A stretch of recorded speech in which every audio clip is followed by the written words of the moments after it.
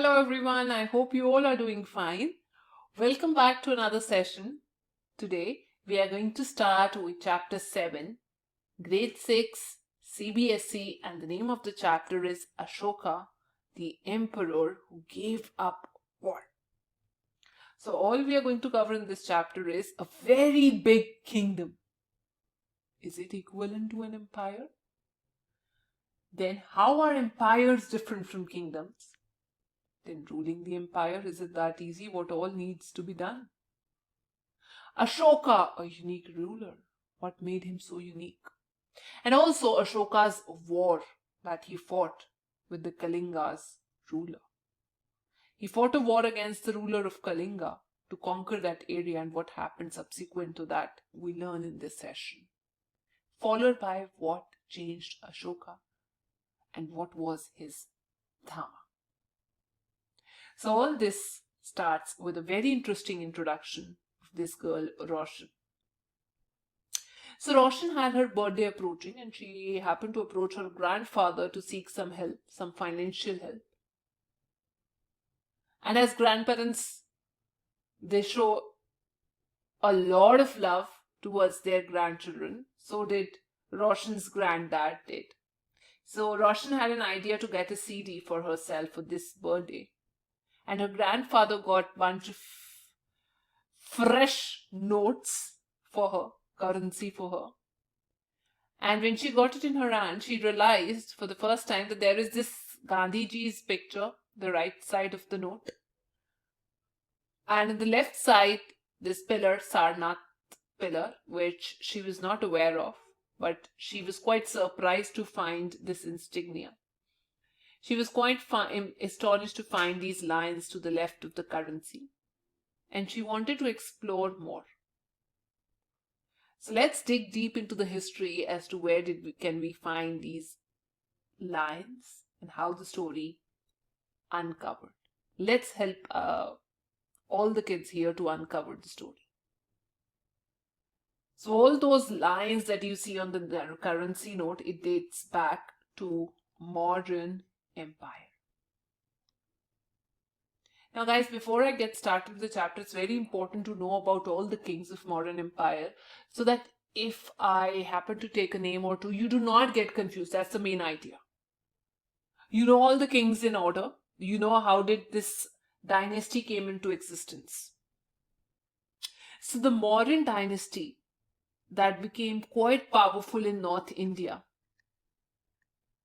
it was established with the help of a Brahmin minister whose name was Chanakya. He was also called Kautilya. And he was also called Vishnugupta. These all names are not given in your NCERT, but in case you are more interested to learn something extra, then you're most welcome. So this person, he was named as Chanakya, Kautilya, and Vishnugupta.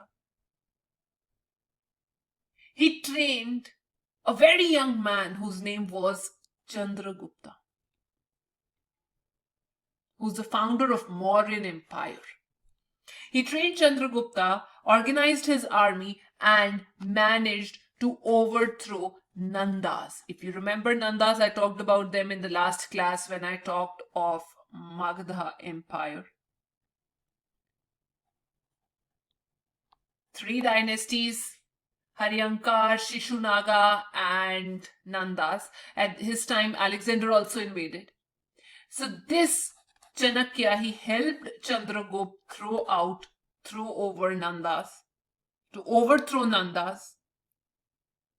And there's another story to this, how this Mauryan Empire came to be named as Mauryan Empire. Actually, Chandragupta Maurya, who's supposed to be the first king from this empire and the founder of Mauryan dynasty, his mother's name was Mur. So that is why he got his name as Maurya, which means Maurya in Sanskrit means son of Mur. And his dynasty yet to be called, till date we call it the Mauryan dynasty.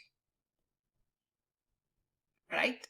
So who are all the rulers in this Maurya dynasty?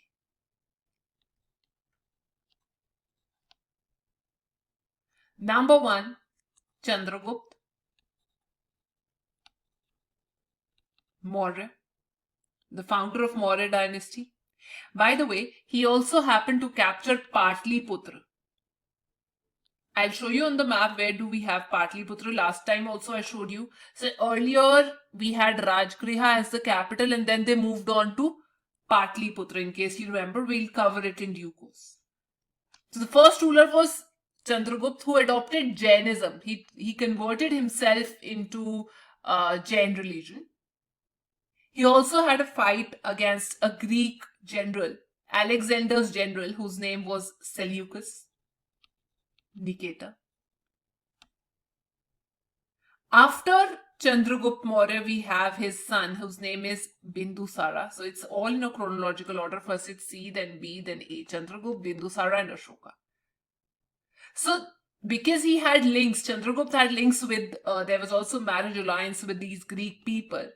So Greece named Bindusara also as Amrita Ghat, which means a person who kills all his enemies.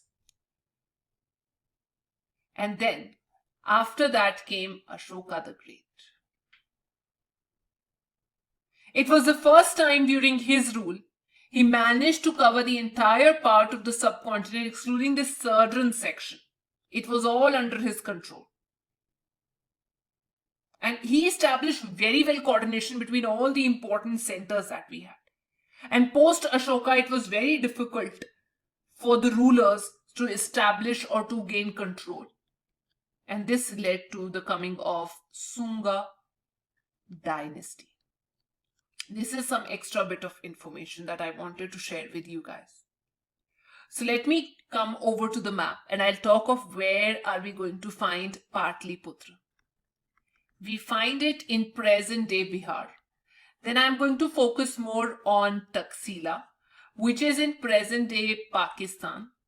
Then also there's another important point here, the black dot. 1, 2, 3. There's another black dot that you find Ujjain. This is another center that's in Madhya Pradesh. Somewhere in central India. Right? So it's very close to a river, but you don't have to go that deep. So now we know more about modern empire, how they came into existence, and who were the kings involved, who are the kings in the modern empire.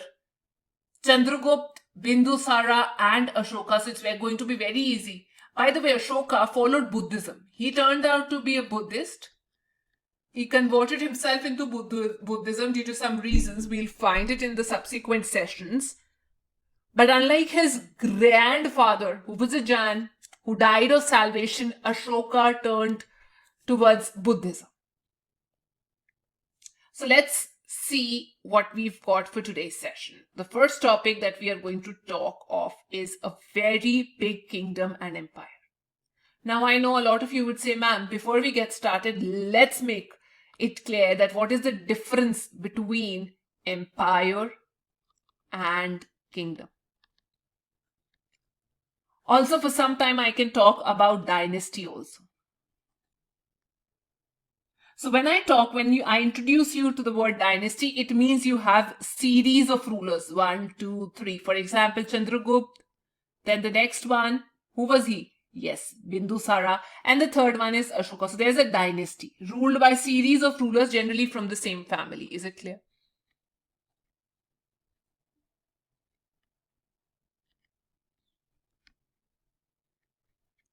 Right. Easy. Extra bit of information, which does no harm.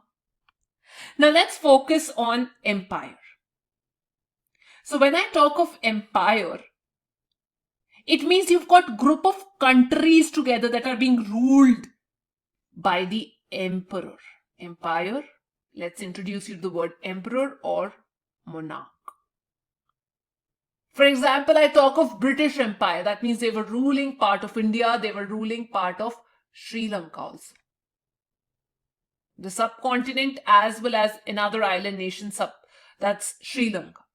So that means we've got group of countries or states or regions ruled by emperor.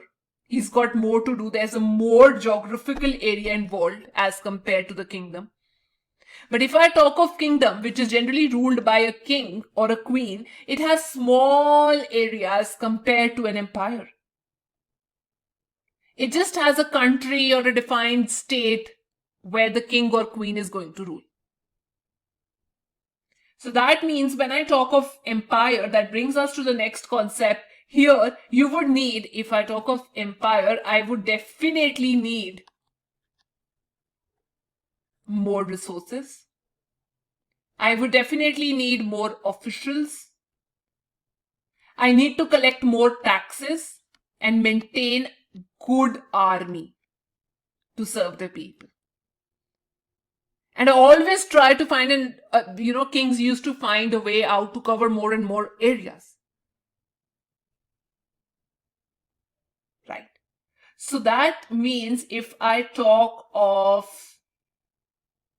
this, the Ashokan pillar, which is here, exactly here. If you see this place, Sarnath in Uttar Pradesh, you can see the border line here. So this is a place in Uttar Pradesh related to Buddha. So these lines that you see on the currency, on the notes, or maybe on the coins, if this long history, that means they've been carved way back at on a very massive pillar.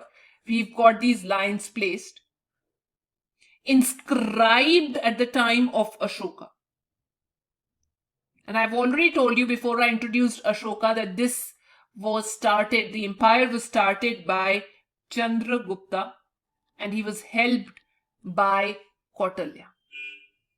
Here, I've already introduced you Chandragupta, who was helped by a person whose name was Kautilya, Chanakya, or Vishnugupta. And his intelligence has been acknowledged in a book. Yes, we have a book after Kautilya the Great, where he talks of how to run the nation. It is Arthashastra, a very renowned book. So Kautilya trained Chandragupta, who managed to establish an empire, and then years down the line, we have Ashoka, who started to rule.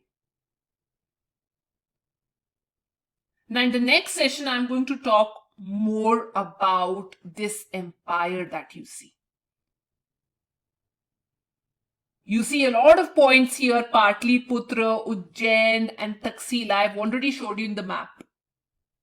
So these were some of the important capitals of modern empire, especially the ruler. Ashoka used to control this area, so the adjacent areas were easy. But to have a control over the northwest or maybe the south, he needed other important places like Ujjain or Taxila under control. Right. So I'll talk about it. What is so special? How did he manage? What did he do? In the next session.